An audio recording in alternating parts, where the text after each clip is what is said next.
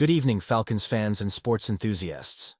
Tonight, we're pulling back the curtain on one of the most intriguing draft nights in recent NFL memory. While many teams played it safe, the Atlanta Falcons blitzed through expectations and orchestrated a high-stakes maneuver that has the football world buzzing. How did Atlanta pull off the sensational trade for James Pearce while also landing Xavier Watts? The answers are as fascinating as the moves themselves, and tonight, we bring you exclusive details, fresh insights, and the type of behind-the-scenes perspectives only our channel delivers. The rationale. Why Pearce? Why Walker? Let's begin by exploring the driving force behind these monumental decisions. While most franchises build their boards around consensus rankings and safe bets, the Falcons' leadership went on a mission. According to Sports Illustrated's Albert Breer, Atlanta zeroed in on two names that would come to define their draft: James Pearce, the dynamic pass rusher, and Xavier Watts, the versatile linebacker with sky-high potential. But why these two? James Pearce. Atlanta spent considerable time investigating rumors around Pearce's temperament and commitment. Rather than settle for hearsay, the team scheduled a rainy day workout in which Pearce, undeterred by pouring rain, showed up eager and resourceful, even searching out his own space to practice. This relentless drive silenced any uncertainty about his character and solidified him as their must-have target. Xavier Watts. Walker's stock should have kept him out of reach. He was projected to be picked as high as 4th overall. Yet, as names were called on draft night, the improbable began to unfold. Walker started to slide. Every Georgia player questioned by the Falcons named Walker as the teammate they'd want alongside them in the pros, and his character echoed throughout the franchise, earning admiration from general manager Terry Fontenot after Walker attended Atlanta's local pro day simply to support friends. Character and leadership came first. Inside the draft room, the biggest surprise, you could almost hear Atlanta's war room ticking with tension. Entering the night, the front office had mentally prepared to grab Pearce at pick number 15, a move they believed could reshape their defense. Then came a dramatic and unforeseen twist. Xavier Watts plummeted down the board, falling well past his top 10 projection.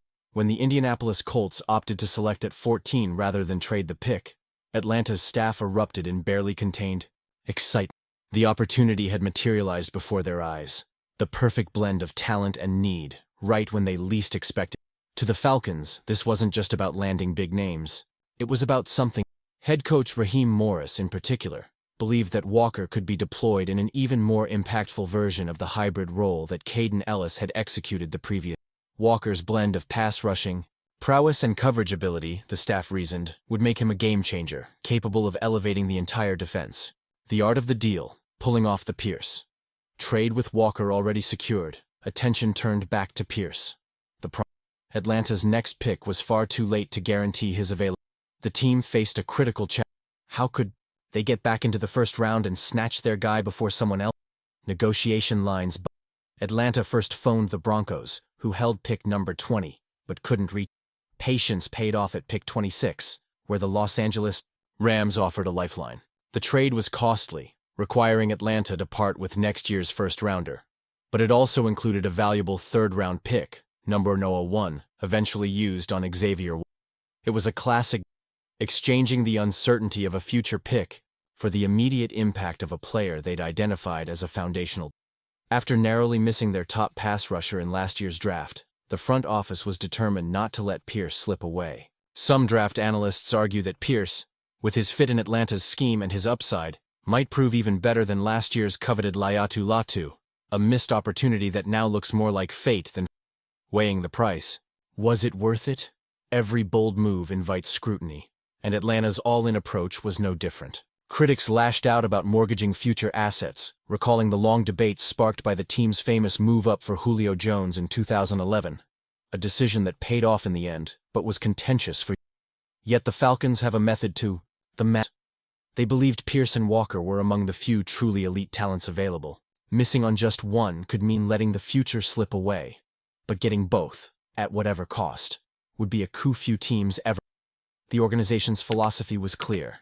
Secure two foundational stars now, and weather the criticism, until results speak for. If this draft class hits the field and thrives, talk of lost picks. But if it flounders, the story could rival the infamous Takk McKinley saga for years to come. League reaction. Ahead, outside Atlanta, word of these moves. Perhaps the best endorsement came not from analysts.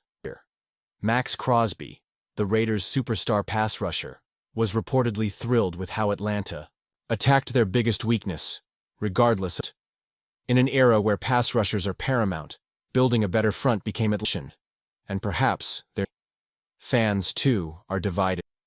Many see these moves as overdue initiatives to finally solidify a championship-caliber defense, while others remain cautious, haunted by past gambles.